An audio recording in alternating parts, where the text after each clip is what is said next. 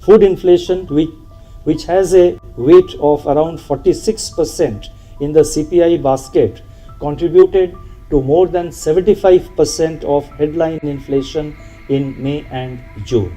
Vegetable prices increased sharply and contributed to about 35% to inflation in June.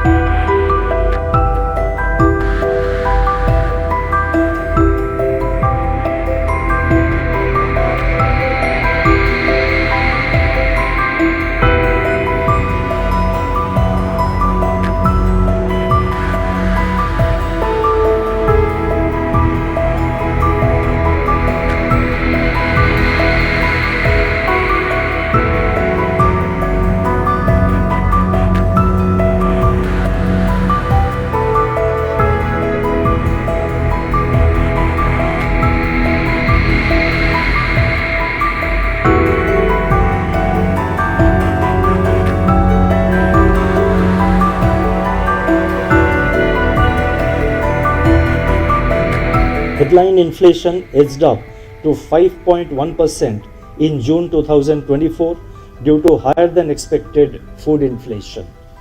Fuel remained in deflation for the 10th consecutive month. Core inflation moderated to a historic low in the months of May and June. Food inflation, which has a weight of around 46% in the CPI basket, contributed to more than 75% of headline inflation in May and June. Vegetable prices increased sharply and contributed to about 35% to inflation in June. High inflation pressures persisted across other major food items also, details of which are given in the footnote. On the other hand, the softening in core inflation continues to be broad-based, with core services inflation touching a new low in the current CPI series during the month of May and June 2024.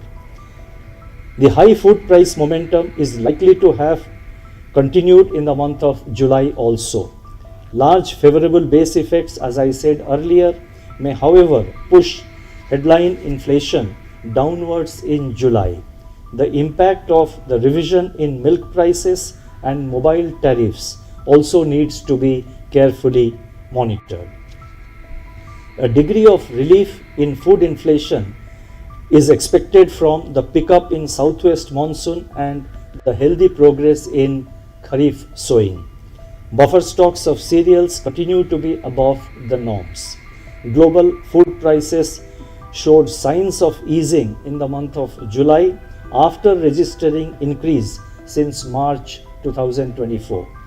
Assuming a normal monsoon and taking into account the 4.9% inflation print which has already come out so far as Q1 is concerned, CPI inflation for the current financial year, that is 2024-25, is projected at 4.5%, with Q2 at 4.4%, Q3 at 4.7%, and Q4 at 4.3%.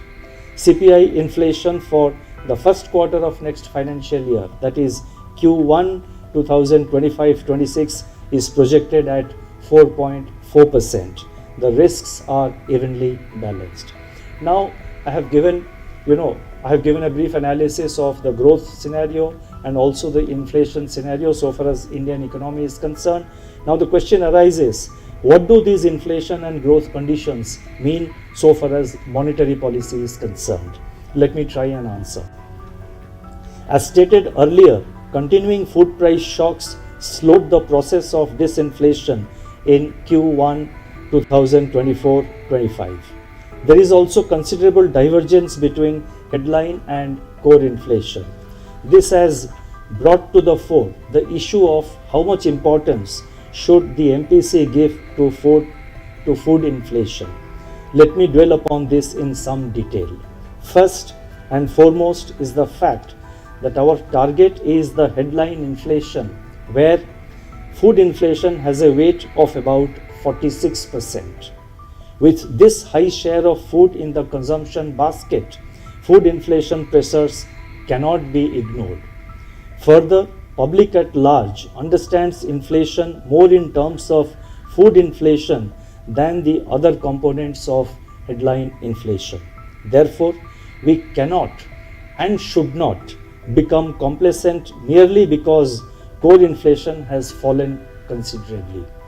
Second, and equally important, is the reality that high food inflation adversely affects household inflation expectations, which have a significant impact on future trajectory of inflation.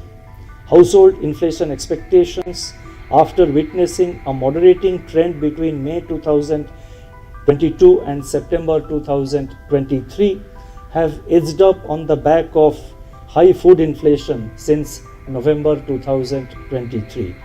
Persistently high food inflation and unanchored inflation expectations, if they materialize, could lead to spillovers to core inflation through pickup in wages on cost of living considerations. This in turn could be passed on by firms in the form of higher prices for services as well as goods, especially in a scenario of strong aggregate demand. Third, these behavioral changes can then result in overall inflation becoming sticky even after food inflation recedes. The MPC, to summarize, what these points which I was mentioning about the importance of food inflation and how high persistent food inflation can spill over to core and to the headline. Let me just summarize this part by saying that the MPC may look through high food inflation if it is transitory. But in an environment of persisting high food inflation, as we are experiencing now, the MPC cannot afford to do so. It has to remain vigilant to prevent spillovers or second round effects from persistent food inflation and preserve the gains made so far in monetary policy credibility. Now, overall, as I have said in my statement and as the numbers would speak, overall the inflation trajectory has been moderating and we do expect it to moderate. But the pace of moderation has been uneven and slow. So therefore, we need to be watchful to ensure that we move to closer to 4% and the CPI inflation gets aligned to the 4% target on a durable basis. That indeed would be indeed would be the best contribution which monetary policy can make to support economic growth in the country.